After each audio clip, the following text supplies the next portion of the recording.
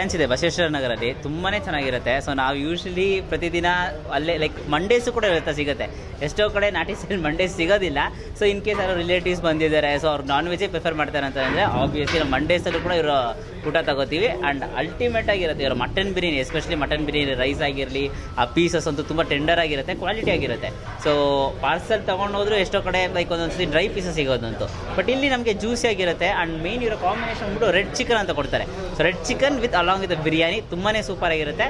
Obviously one of the quality and ಬಜೆಟಲ್ಲಿ ಸಿಗುತ್ತೆ. One of the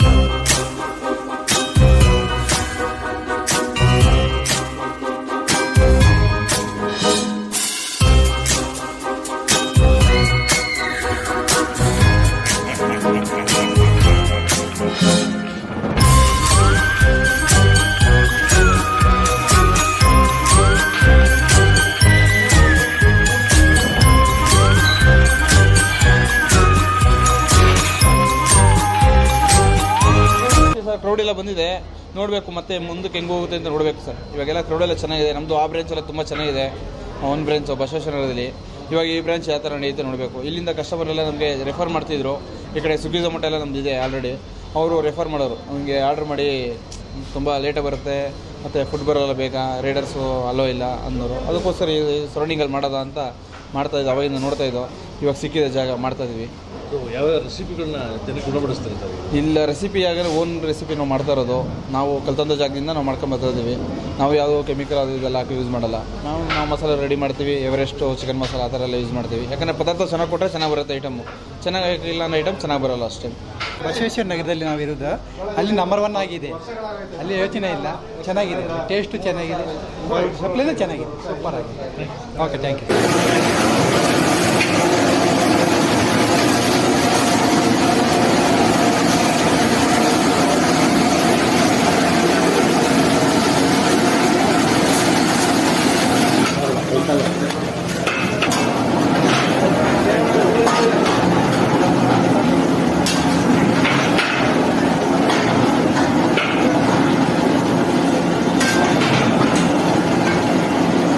ಚೆನ್ನಾಗಿದೆ ಟೇಸ್ಟ್. ನಾನು ಫಸ್ಟ್ ಟೈಮ್ ಬಂದಿದ್ದು, ಇವಾಗ ಇದಕ್ಕೆ ಓಪನ್ ಆದಾಗ ಚೆನ್ನಾಗಿದೆ. ಕಸ್ಟಮರ್ದೇ ಮೇನು. ಕಸ್ಟಮರ್ ನಮಗೆ ಈ ಕಡೆ ಮಾಡಿ ಅಂತ ಹೇಳ್ತಿದ್ದು ಜಾಸ್ತಿ. ನಮಗೆ ರೆಗ್ಯುಲರ್ ಕಸ್ಟಮರ್ ಬರ್ತಾರೆ. ಸ್ವಿಗ್ಗಿ ಝೊಮ್ಯಾಟೊಯಿಂದ ಮಾಡ್ತಾರೆ, ಉಳ್ಳಾಳಿಂದ ಮಾಡ್ತಾರೆ, ಅನ್ನಪೂರ್ಣೇಶ್ವರಿ ನಗರದಿಂದ ಮಾಡ್ತಾರೆ, ನಗರವಿಂದ ಇಲ್ಲಿಂದ ಅಲ್ಲಿಗೆ ಬರ್ತಾರೆ ಹುಡುಕೊಂಡು ದಿನಕ್ಕೆ. ಪದಾರ್ಥ ಚೆನ್ನಾಗಿ ಕೊಡ್ತೀವಿ. ಆಮೇಲೆ ವೆರೈಟಿ ಬಿರಿಯಾನೀಸ್ ಕೊಡ್ತೀವಿ. Red biryani, chilli biryani, pepper biryani ಅಂತಾರೆ. ಯಾಕಂದರೆ ಕೆಲವರು ಬಿರಿಯಾನಿ ಪೀಸ್ ಲೈಕ್ ಮಾಡಲ್ಲ. ಅದಕ್ಕೋಸ್ಕರ ನಾವೇನು ಮಾಡ್ತೀವಿ, ಬಿರಿಯಾನಿ ಪೀಸ ರೈಸ್ ಮೇಲೆ ಹಾಕ್ಕೊಡ್ತೀವಿ. ರೈಸ್ ಜೊತೆ ಕಾಂಬಿನೇಷನ್ ಚೆನ್ನಾಗಿರುತ್ತೆ. ಈ ಕಡೆ ಸೇರ್ವ ಮಾಡಿದ್ರೆ ಬಿರಿಯಾನಿ ಜೊತೆ ಮಜಾ ಬರೋಲ್ಲ. ಒಂದು ಫ್ರೈ ಗೊಜ್ಜು ಹಾಕಬೇಕು, ಇಲ್ಲ ಮೊಸರು ಬಜ್ಜಿಲಿ ತಿಂದರೆ ಮಾತ್ರ ಬಿರಿಯಾನಿ ಟೇಸ್ಟ್ ಗೊತ್ತಾಗೋದು. ಬಿಸಿಲಿ ಬಿರಿಯಾನಿ ತಿನ್ನೋದಕ್ಕೆ ನಾವು ಸ್ವಲ್ಪ ಆರೋದ ಮೇಲೆ ಬಿರಿಯಾನಿ ತಿಂದು ನೋಡಿ ಟೇಸ್ಟ್ ಆಗಿದೆ ಅಂತ ಗೊತ್ತಾಗುತ್ತೆ. ಬಿಸಿಲಿ ಗೊತ್ತಾಗಲ್ಲ ಬಿರಿಯಾನಿ. ಸರ್ ಬೆಳಗ್ಗೆ ಏನು ಮಾಡ್ತಾರೆ, ಮಧ್ಯಾಹ್ನ ಏನು ಮಾಡ್ತಾರೆ, ನೈಟ್ ಯಾವ ಚೇಂಜ್ ಆಗಿದೆ? ಸರ್ ಬೆಳಿಗ್ಗೆ 11:30 ಸ್ಟಾರ್ಟ್ ಆಗುತ್ತೆ ಬಿರಿಯಾನಿ ನಮ್ಮಲ್ಲಿ. ಸ್ವಿಗ್ಗಿ ಝೊಮ್ಯಾಟೊ ಒಂದು 2 ಗಂಟೆ ಕೊಡ್ತಿದ್ದೀವಿ.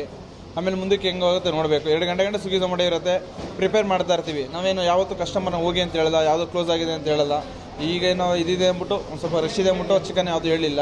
ಈ ರೆಸಿಪಿ ಐಟಮಲ್ಲಿ ನಮ್ಮಲ್ಲಿ ಸರ್ವಿಸ್ ಅಂದರೆ ಬಿರಿಯಾನಿನೇ ನಮ್ಮದು. Biryani, red chicken, chilli chicken. ನಾವು ಯಾವುದೇ ಫ್ರೈ ಐಟಮ್ ಮಾಡಿದ್ರು ನಮ್ಮಲ್ಲಿ ಮಟನ್ ಐಟಮ್ ಯಾರು ಕೇಳೋದೇ ಇಲ್ಲ ಜಾಸ್ತಿ. ಕೇಳೋದೇ red chicken, pepper chicken, chilli chicken ತುಂಬ ಕೇಳ್ತಾರೆ. ನಾವು ಬೇರೆ ಚಾಪ್ಸ್ ಎಲ್ಲ ಮಾಡಿದ್ರು ಜಾಸ್ತಿ ರೆಸ್ಪಾನ್ಸ್ ಇಲ್ಲ. ಯಾಕಂದರೆ ಚಿಲ್ಲಿ ಚಿಕನ್, ರೆಡ್ ಚಿಕನ್ಗೆ ನಮ್ಮಲ್ಲಿ ಜಾಸ್ತಿ ಗ್ರೇವಿ ಕೇಳಿಸ್ಕೊಂತಾರೆ. ನಾವು ಸಪ್ರೇಟ್ ಗ್ರೇವಿ ಯಾವುದು ಮಾಡಲ್ಲ, ಫ್ರೈ ಗೊಜ್ಜೆ ನಾವು ಕೊಡೋದು. ಸ್ವಿಗ್ಗಿ ಝೊಮ್ಯಾಟೊ ಕ್ಯಾಟ್ರಿಂಗು ನಾವು ಕೊಡ್ತೀವಿ.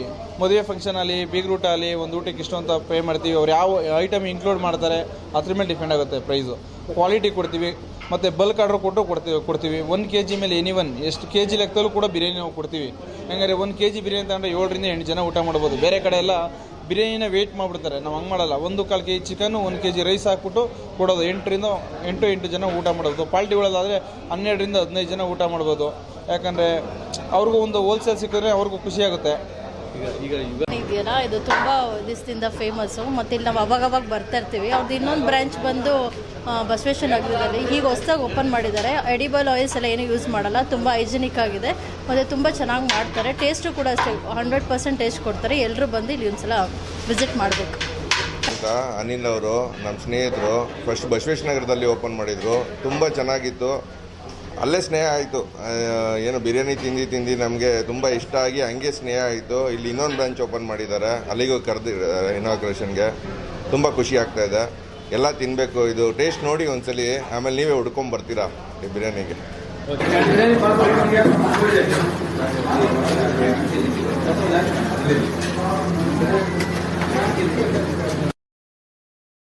ನಮಗೇನು ತುಂಬ ಇಷ್ಟ ಆಗಿದೆ.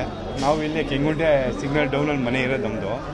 ನಾವು ಬಂದು ಈಗ ಒಂದು ವರ್ಷ ಆಗಿದೆ. ಇವ್ರದ್ದು ಬ್ರ್ಯಾಂಚು ಬಸವೇಶ್ವರ ನಗರದಲ್ಲಿ ಇದೆ ಅಂತ ಹೇಳಿದರು.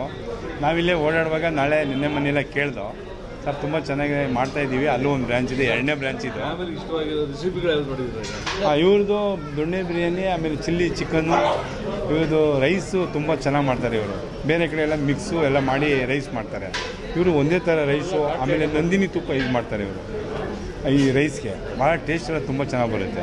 ಐಟಮ್ ಎಲ್ಲ ತುಂಬ ಚೆನ್ನಾಗಿದೆ, ಮಾತ್ರ ಜನಕ್ಕೆ ಇಷ್ಟ ಆಗಿದೆ. ಹಾಂ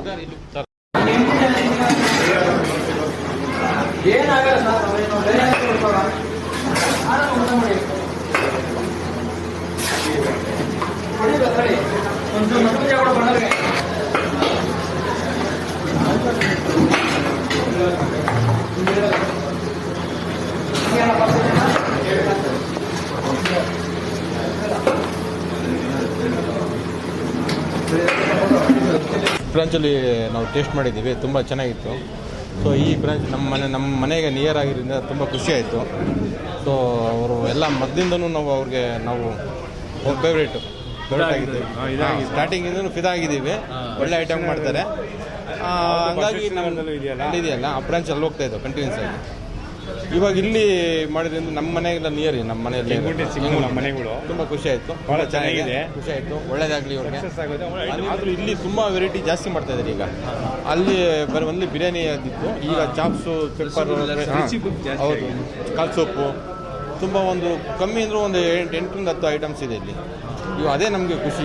ಸ್ಪೆಷಲ್ ಕೊಡ್ತಾ ಇದ್ದಾರೆ ಅಂದರೆ ಇವತ್ತು ಇಲ್ಲೆಲ್ಲ ಮಾಡ್ತಾ ಇದ್ದಾರಲ್ಲ, ಅದು ಬನ್ನಿ ಒಂದ್ಸಲ ಟೇಸ್ಟ್ ಮಾಡಿ. ಹಬ್ಬದ ಪ್ರಯುಕ್ತನೂ ಓಪನ್ ಇರುತ್ತೆ, ಬಂದು ಒಂದ್ಸಲ ಟ್ರೈ ಮಾಡಿ. ಒಂದ್ಸಲ ನೀವೇ ಭೇಟಿ ಕೊಟ್ಟರೆ ನೀವೇ ಹೇಳ್ತೀರಾ ಏನಿದೆ ಆಗ್ತಿದೆ.